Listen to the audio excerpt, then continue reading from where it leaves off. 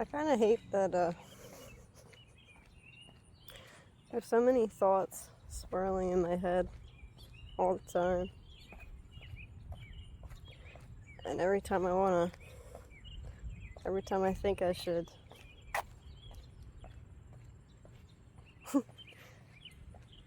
just put my face on camera and literally talk it out, kind of like a therapy session. It's like a vortex, and it just takes so much mental energy of thinking instead of just talking. And then I just think, oh, you should record this. Oh, you should record this. Oh, you should record this. Just turn the camera on and record it. But I don't. It just stays trapped in my head and consciousness. And I know that I have a gift, a talent of connection. Being able to connect with people about literally any and everything.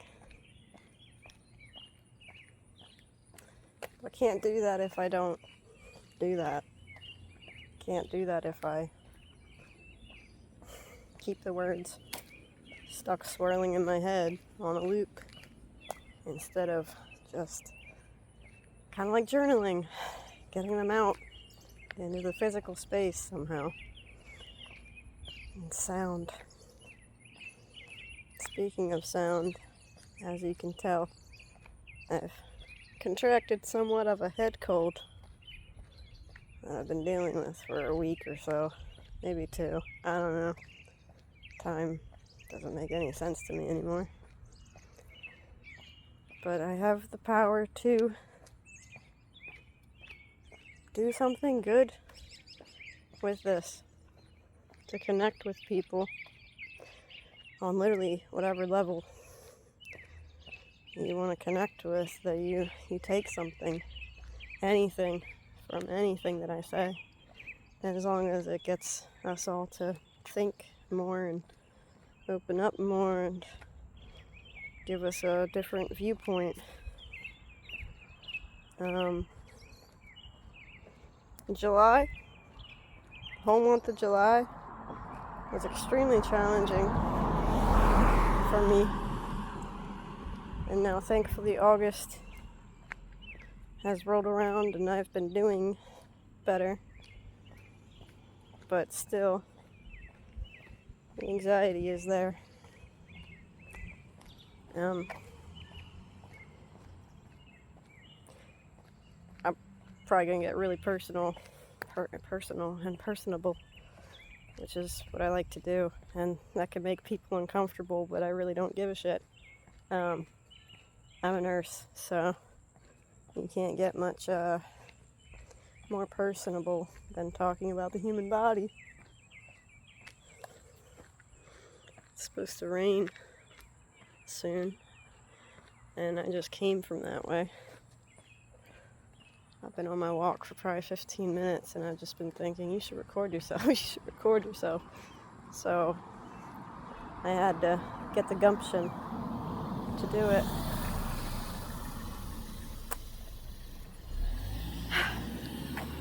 Look, my favorite numbers, 143. Also known as I love you. I was born with a congenital condition. Let's go to the left because it's not storming yet. I decided to go towards the storm, as a Marine does. What's getting wet, Maybe I'll go around our little neighborhood behind us too. I was born with a congenital condition that could have led to spina bifida. It's called a sacral dimple. Which apparently in July got aggravated. It might have been before July. And apparently has turned into a cyst, a pilonidal cyst. If anyone cares to look that up, it's really fun. So there you go. You know that about me. For being a Pisces, it's all about protecting our mystery and our personal little space. Yeah, part of connection is that you open up with people. So there you go.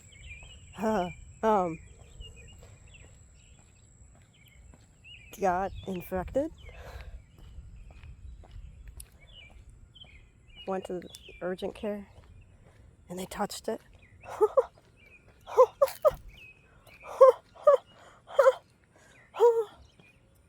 If anyone has had this issue, God bless us, because that shit sent me through the motherfucking roof. You like my Mount Everest too? Period pimples. Period acne. Pimples and dimples. That's what we're talking about today. So I went to urgent care and it touched it and it sent me through the fucking roof. Thankfully, put me on a week's worth of antibiotics. That's after I was already dealing with it for like a week or two. It might have been a few days. It's like I said, time flies by and I don't know, I'm just having fun, if that's what we'll call it. Why not? This is fun. Get to talk about shit. Got infected, so they gave me a course of antibiotics. And thankfully that really worked. From day one, 800 milligrams. And I'm basically the size of a child, so imagine that. That helped calm it down. But then, and it was causing my tailbone to be extremely sensitive and painful. And you know, like, your brain wants to guard a sensitive, painful spot when it's injured. You know, like your elbow or something. You can't fucking guard your tailbone, guys. There's no guarding your tailbone. Oh, I feel rain. Maybe I shouldn't go this way, but I really don't give a shit. I'd rather be out and about than sitting, doing nothing at home. Whatever.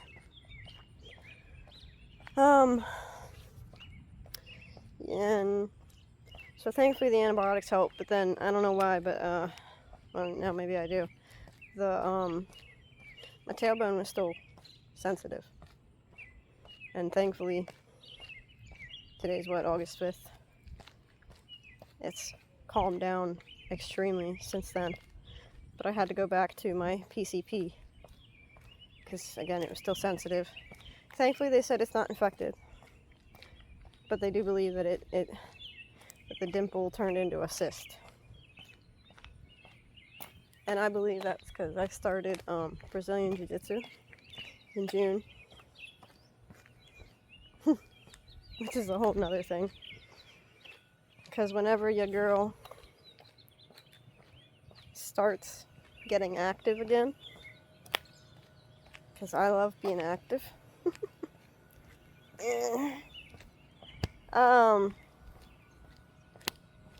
something happens down the road that stops me. Like anytime I've started to work out again, and I've gone for like a few months and I start really getting into a cycle.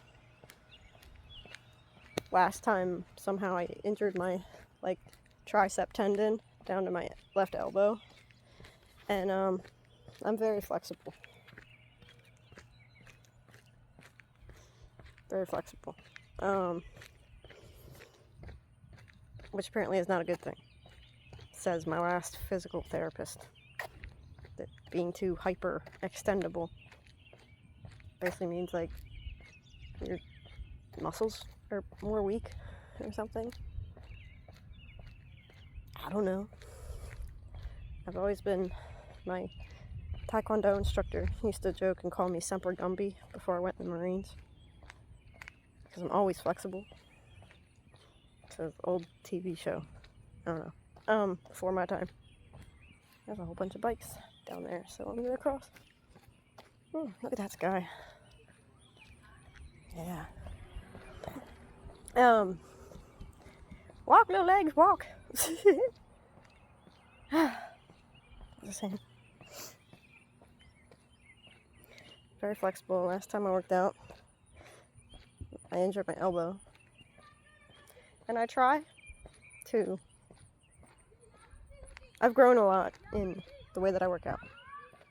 Because, you know, when you're 18, you think you can just take on the fucking world and nothing hurts you and stuff, which is kind of what I want to talk about, which is like mortality. And I feel like I'm going through another fucking existential crisis. Not crisis, like it used to be, but that's kind of where I live my life, is on the existential line of reality of life and existence without, you know, the schizophrenia and the psychosis, thank God. But being Pisces is all about, you know, higher realms of consciousness and thinking, and I've realized that it's literally like you have access to all 12 dimensions of existence instead of just like one fixed one, which is pretty insane, but it really explains it, why I feel like I can connect all the dots and relate everything to each other, and why I feel like I can see everyone's point of view. That's just gorgeous. Just stopped me in my tracks. Wow, that's gorgeous. How gorgeous.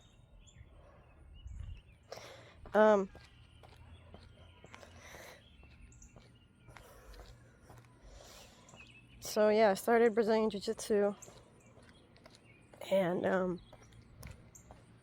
you sweat a shit ton in just 1 hour. Because when you're wearing your gi, that shit is heavy material. And it's a whole closed outfit, you know? It's not just like regular workout clothes, which is no gi. Because there's gi Brazilian Jiu-Jitsu and there's no gi Brazilian Jiu-Jitsu. And the academy I go to, they only have like one no gi class a week or something, and that's for like more elite members or whatever, advanced, that have been there longer, that have more of a foundation. So anyways, and you kind of like scoot on your butt a lot, and you're on the ground a lot, and then I got my period on top of that, so I think it was just a whole combination of all that stuff that it got infected. Now, if it was already a cyst before then, I don't know. Hi. Oh.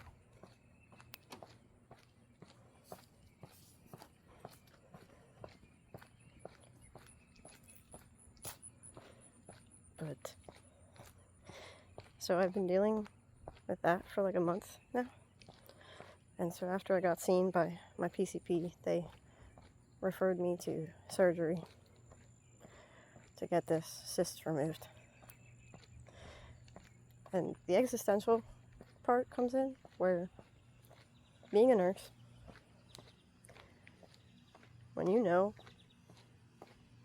when you've studied the human body, when it's become your life, it's healthcare, and not really just healthcare, but disease, and disease progression, and death, mortality, morbidity.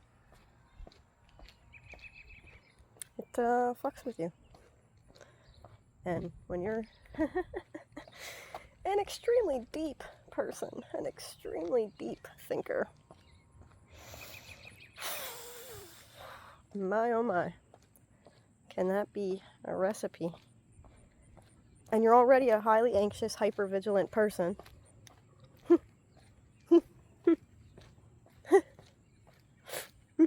It's a nice recipe for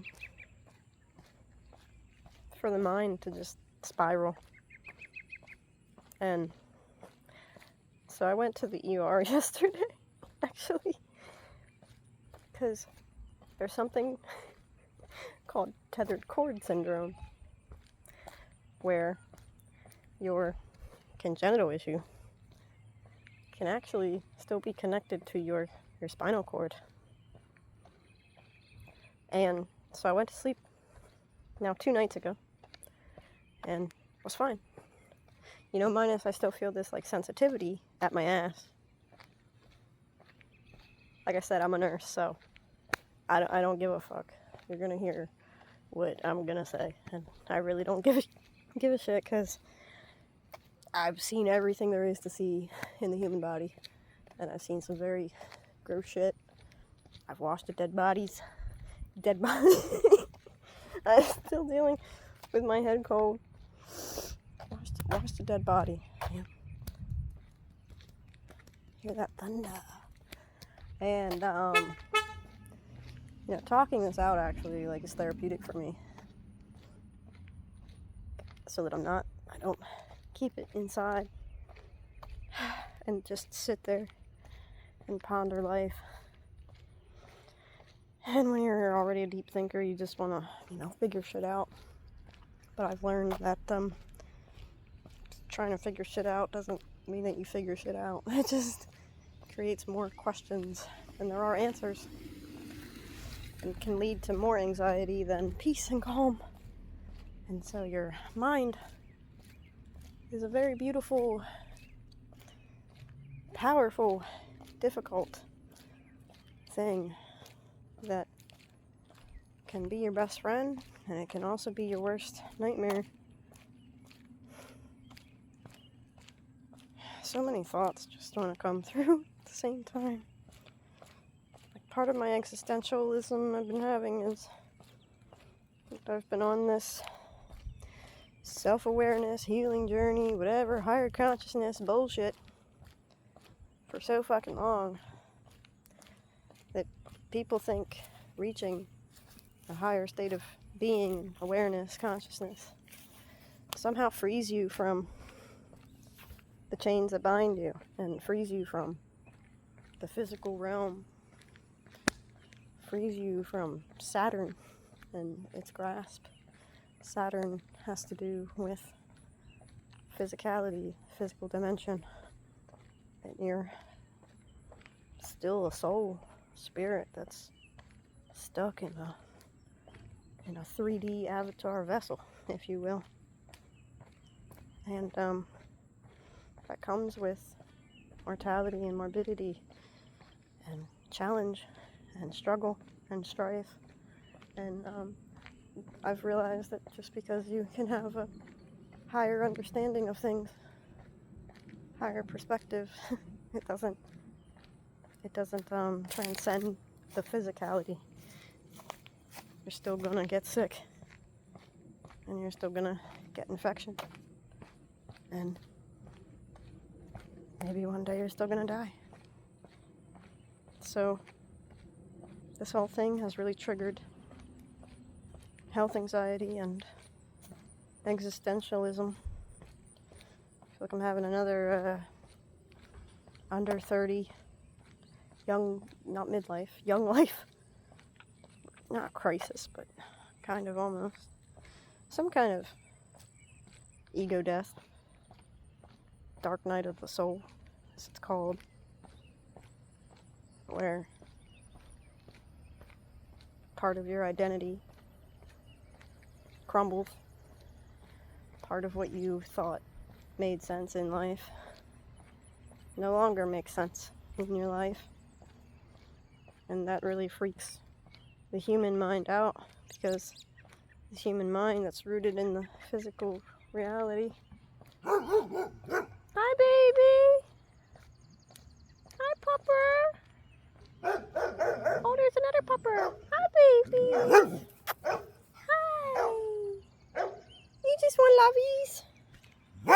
That's okay, babies! Hi, babies! Hi, babies! I wish I could pet them, but you never know. But they were wagging their tails. Puppers love me, and I love puppers. Existentialism and all that fun stuff, and ego death. So health and health scares cause an ego death. Like, anytime that I've gotten sick, I think I've had COVID like 3 times now or something. They've just been absolutely fucking awful for me. And the last time I had COVID or some kind of flu. Isn't it funny now? Every time you get the flu, you're like, is it COVID? It doesn't fucking matter. I was packing up my apartment in State College, and I still had like half my apartment to pack, and I was just laying in bed because I didn't want to do shit. I really didn't. Like, I just wanted to lay there, you know? And I had to get like a Z-pack and everything, and like, that shit was deep in my lungs. Like, thankfully this is like an upper respiratory infection, as a cold is. But flu is lower respiratory, which is your like actual like base of your lungs and stuff like that. Why'd I get on this topic? Does anyone know? Hello?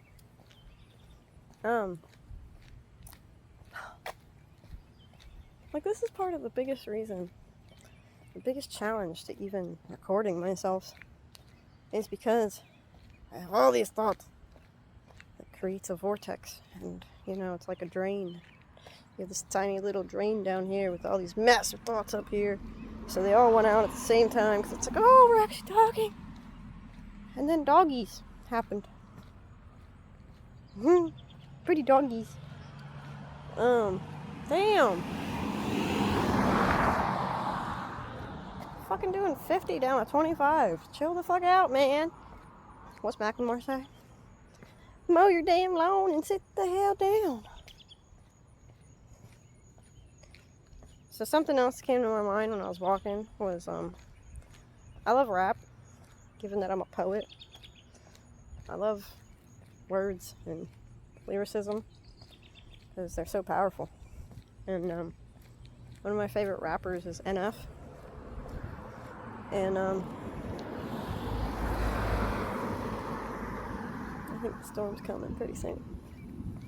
You hear that? I can't think of the song off the top of my head. That's how much of a fan I am. But, he says, the mind is a powerful thing and can affect you in a powerful way. I've been dealing with things like every other human being and didn't sleep much last night. And basically, like, it's his way of talking about his own existentialism and his own... I really don't like to call it a crisis, because that just adds more fear to it. Fear-mongering. And I'm so tired of fear-mongering. Everything that you see on the news and Facebook, social media, ads, commercials, is so fucking fear-based. Like, as a nurse, I am so sick of big pharma commercials left and right. Injection this, injection that, pill this, pill that. All the fucking side effects of this, that, the other. Dude, when I was a kid, I don't remember what our fucking commercials were, but they weren't all this shit, you know? I'm like, I get it. Okay, like, sure, it can help people. But sometimes you don't want to, especially when it's your fucking life, you don't want to hear it 24/7. My God. Shut the fuck up about your fucking injections, please. Like, I've always wondered, like, where's the good, happy news in life, you know? Like, we wonder why the world's so fucking fucked up and negative, but then, what's on the news? 24/7. Oh, murder this, gunshot this, stab victim this. You go on, your city news outlet thing that's just regular everyday people posting shit, and it's gang violence this, drug overdose this, fucking car accident this, because people can't fucking drive anymore. People can't just pay attention to the fucking road. It's ridiculous. Like, where's the good, happy fucking shit, man? Because it exists for every negative. There's an equal and opposite positive. But like I said before, you know, sex sells, drugs sell, alcoholism sells. Fucking all the wrong shit, man. We are focused on all the wrong fucking shit. And it doesn't help you. What? Make you more informed of what? All it does is make you more fearful and distrusting of your neighbors and yourself and life. And, you know? Fucking go watch a cartoon. Go watch a kid's movie. Go sing and dance in the rain. Fucking be happy and enjoy life. For fuck's sake. And it's like, you know, I like psychology and science stuff. And health-based stuff. Especially like gene therapy. You know, and CRISPR and stuff. In the future, I'd love to do something with that. Working for, like, gene editing. Like, right now, they're coming up with a way to be able to test your genes for biomarkers to determine. You want to get over a little bit? No? I love it when you're walking on the fucking road and people don't want to, like, you know, move over just a smidge for you. Especially when they have the fucking room. Like, that'd be nice. It's just kind of fucking common courtesy, especially when you're driving a tank. Anywho. See, this is all the shit that I've been wanting to get off my plate.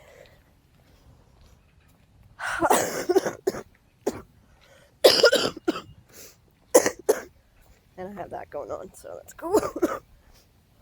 Not quite sure what that's about. Don't mind me. Oh, that feels so good. Oh, that feels so good.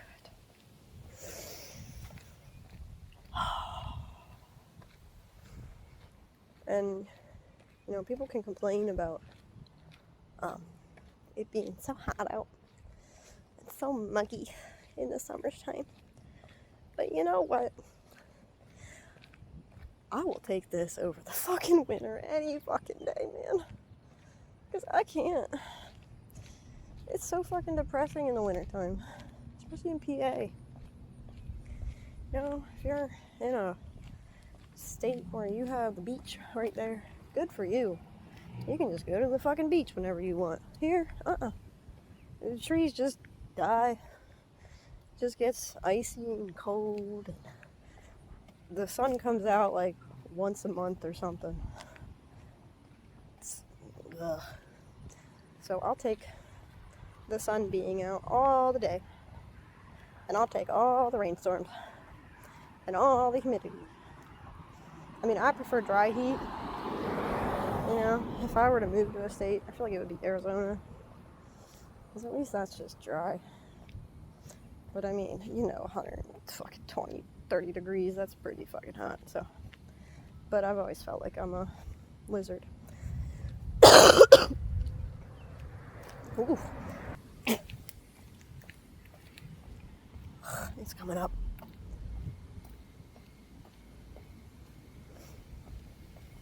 I always joke that I could be like a lizard. You're a lizard, Harry. Because I have hypothyroidism too. And if you know, you know. That causes you to be cold. Have increased cold sensitivity. I don't want to be done my walk, but it's gonna rain really soon. But that causes increased cold sensitivity. Look at that. Well, I mean, look at that.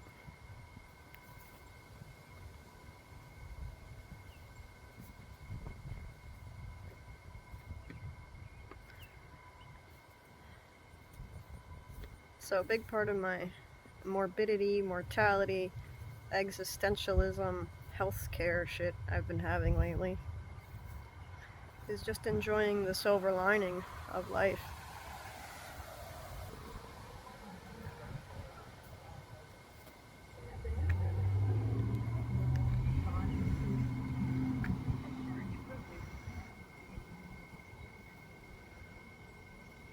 Look how fucking gorgeous that is.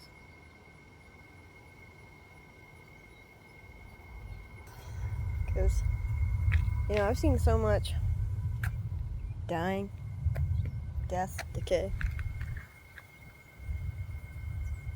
And having gone through my own personal, why do I keep saying personal issues in life, like in the Marines, my femur shattered,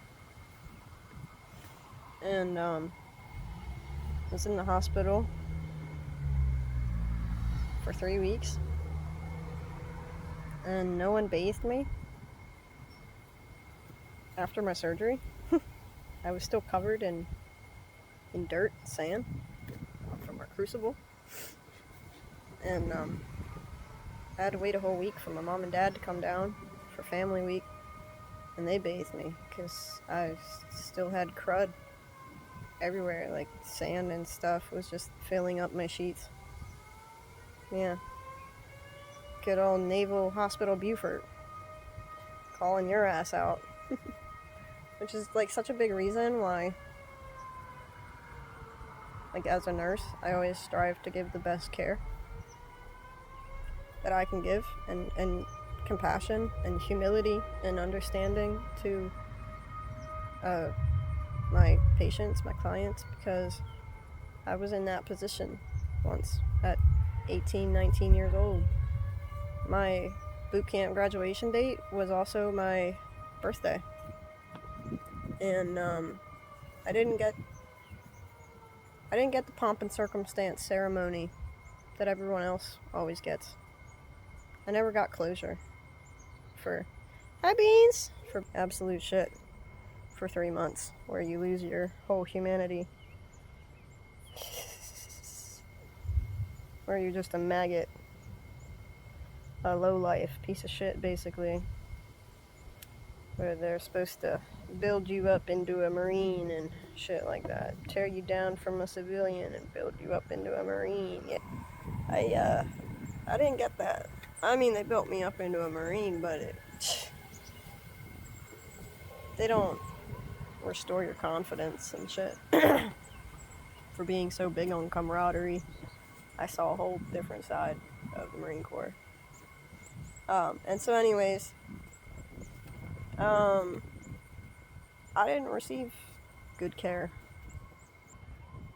during my stay after my femur broke and I had to get a rod and 3 pins placed in emergency surgery. I woke up to a drill instructor standing right over me the next morning telling me that I was giving a nurse lip, giving them attitude. I'm like, really? Because I don't know, I'm drugged up out of my fucking skull on painkillers because I'm in immense pain. There was no humanity there. There was no dignity. I was just a number, a private, and no worthless sack of shit. And then on top of that, my birthday, my 19th birthday, was the day that I was supposed to walk the parade deck and actually be treated and seen as a changed person and as a Marine. But I didn't get that. I received my globin anchor in my hospital bed in private by my senior drill instructor. No one else. It was sweet, I got cards from the girls in my platoon and our sister platoon. But that was it. That was my big to-do. And yeah, so my parents were the first ones to bathe me. And I was crying. And they had to prompt the corpsman to change my sheets. It's funny because I actually had my surgery at the community general hospital that was run by civilians. And I think I was there for a day or two after my surgery. And I feel like I received better care there from actual nurses than I did from the Naval Hospital corpsmen that are supposed to be like naval nurses. Because it's just not the same training, you know, by any standards. And I had an extremely bad experience there. It was not good. Like, I couldn't just get like basic necessities like an extra pillow or a spoon or a TV remote to work the TV when you're laying in bed. Like, what else are you gonna fucking do? But then they acted like I was the fucking problem. And you know who took that on? As if I was the problem at 19 years old, still under an impressionable consciousness? Me. You know, who really thought that they were the weakest link, just broken, as I was told during boot camp. Me. And people tell me, oh, well, you're just too sensitive and too emotional, you take it to heart too much, and that's just the Marine Corps way. And I think it's complete, absolute, utter fucking bullshit, just trying to defend a fucked up system that's actually broken. Because I could tell you a million ways that you could do better. But no, I'm the problem, and I'm broken,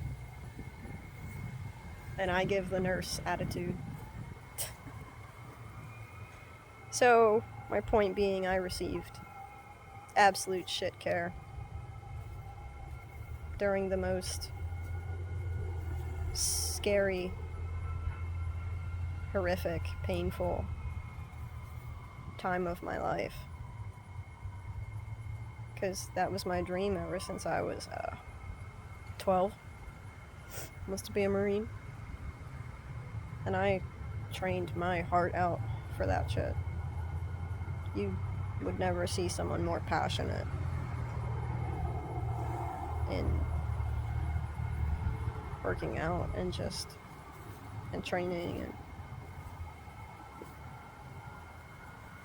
being generally happy to have a future like that.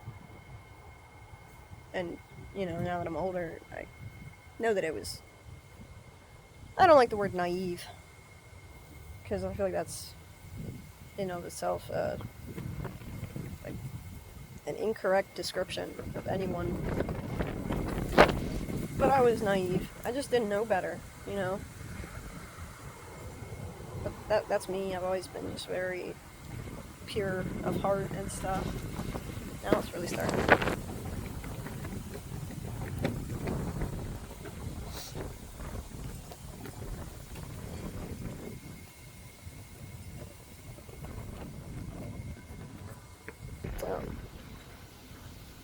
So yeah, I didn't have a good experience by any means.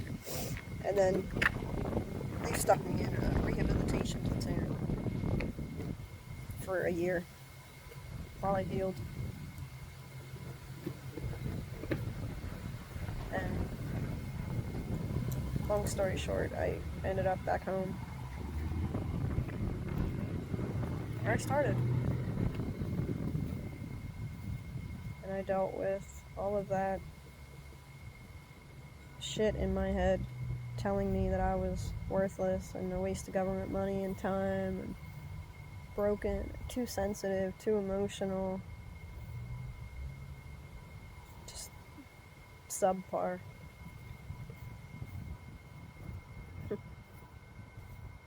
then everyone I've told my story to has told me the exact opposite, that I'm a badass. The first time that someone told me I was a badass, I looked at them like, what do you mean? No, I'm not. I'm broken. I'll never forget being told that. This Marine, during training, looked me in the face and he goes, "Are you broken?" What a way to describe a human being. Right? broken. What a broken organization, broken system. And the Marines are the smallest branch out of the entire armed services. And yet we account for the most suicides and related issues. And have the worst, I don't know, quality of life. Like living in barracks that have black mold and brown water. If anyone knows about like Camp Lejeune and stuff like that with the water issue and shit. Wasn't expecting to go down this route. But anyways, that's why I want to give such good care to people. It's because I didn't receive that. And when you're the one in the hospital bed, you know, you view life differently. It changes you. And that's where it all started with me in my maturity in life, I guess. And so anyways, point being, you know, there's always a silver lining. There's always something to be grateful for and thankful for.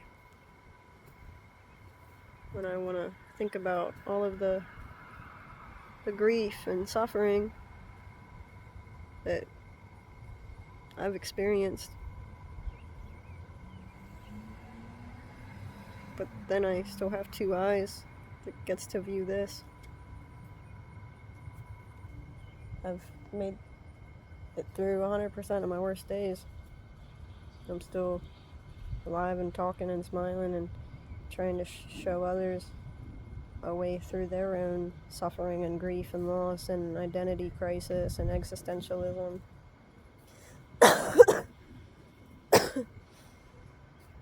Because big thing I've been dealing with this mortality and stuff is because I've seen so much suffering. And then it's all that we listen to and watch on the news and whatever else you fucking watch. And then even like on YouTube, trying to get away from life, you know, escape or whatever for a little bit. They just bombard you with ads about injections and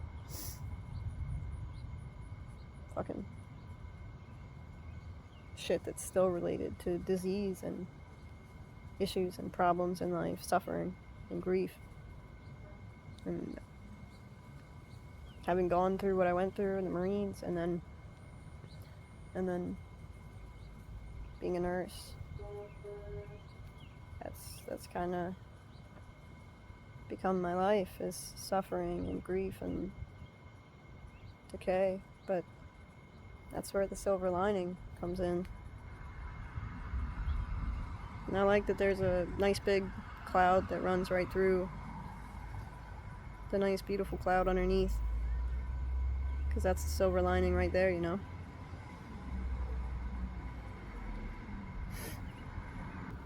All of that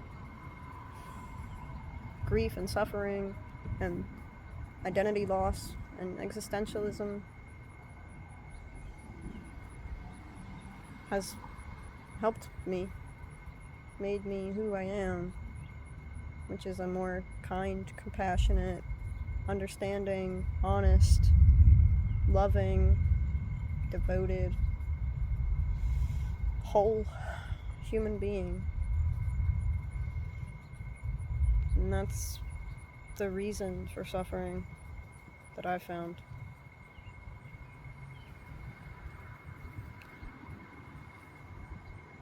But I'll be honest, I've kind of gotten tired of it all.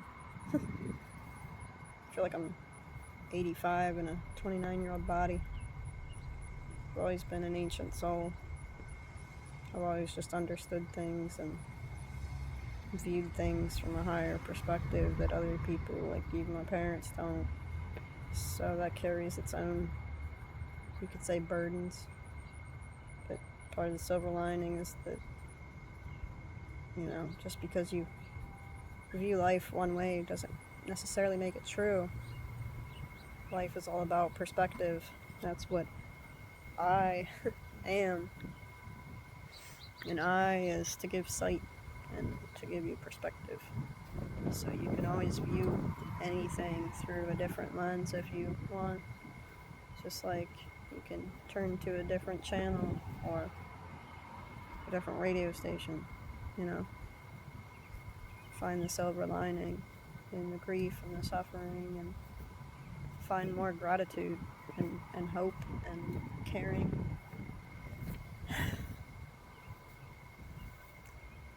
But man, I really do want this fucking cyst shit to go away. And of course, the nurse brain and the hyper-vigilant Marine, always on guard, goes into worst case scenarios for everything. I didn't finish telling you I went to the ER because I woke up with my left leg from my knee down being numb. Not numb, thankfully, but decreased sensation. It was like between being numb and tingling. I don't know.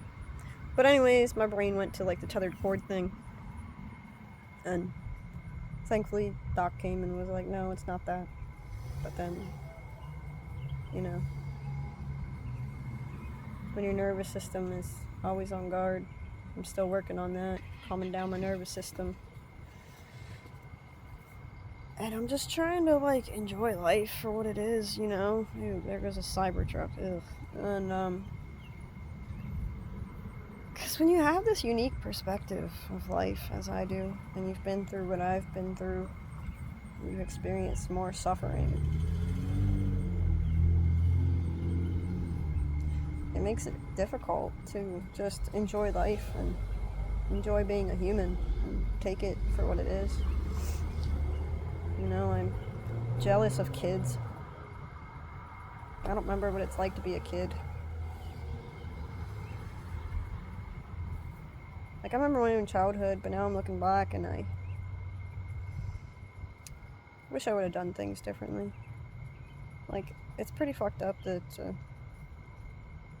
I was such a shy girl that I didn't have childhood friends. And then I look back and I'd ride my bike around the neighborhood, and this girl down the street, was my age, kept trying to catch up to me. And I don't know why, but I didn't take that as, oh, she wants to be your friend. I just took that as, get away from me. And now that I'm older, it's not at all what I wanted. Now that I'm older, I wish we would have been friends. I've always been an outcast. In some way. I've always been the odd one, looking in at everyone else. I've always felt different. An outcast. And now I'm just tired of that, you know. I crave real connection and companionship with people. And since being an adult, you know, I had friends in the Marines, brothers and sisters, but we don't talk anymore, of course. I don't know how they're doing.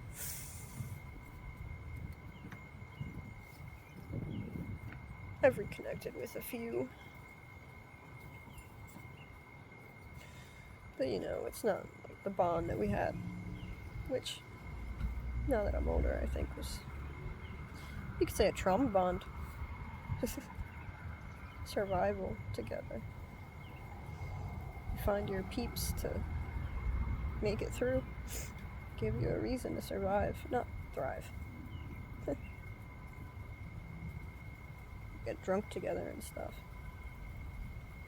And I'm I'm tired of survival. I'm tired of suffering. I'm tired of grief. And I'm like, oh, you're only 29. And now you have a literal pain in your ass. And you're talking to whoever the fuck on YouTube about that. I don't care. I really don't. So it's like, I've never felt more free and liberated in my own mind. But at the same time, I still feel so stuck and enslaved to my own mind.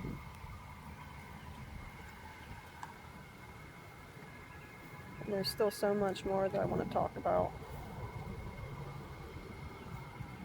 that I've been through, that I want to explain. But I still have fear.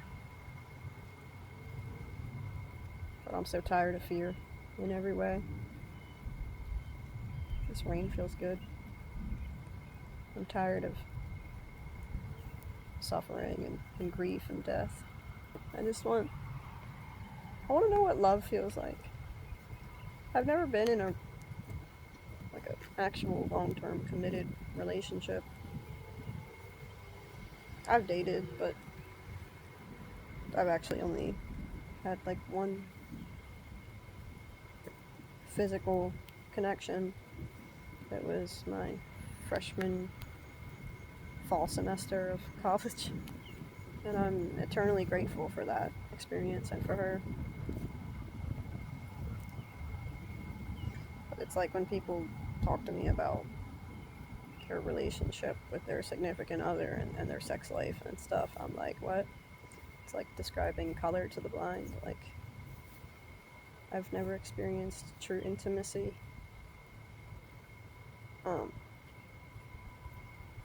Never had like a long-term girlfriend or someone to rely on like that.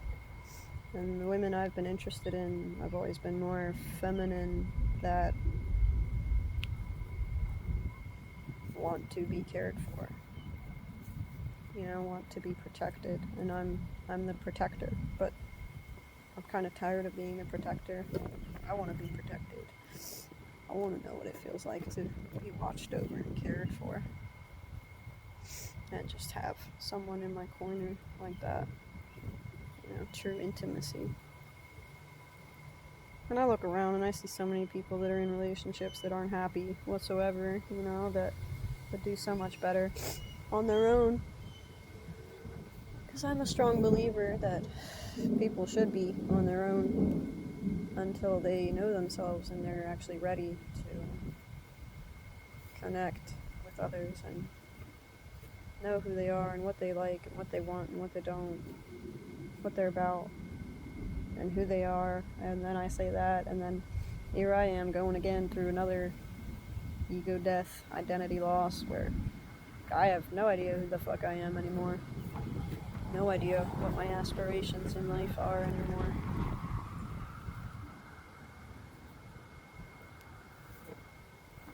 But that's part of life. And just like drawings, you gotta erase it every once in a while to start over. And with ADHD, I've always had a thing with, I love to start new beginnings and new projects, but I rarely finish them. I grow too bored.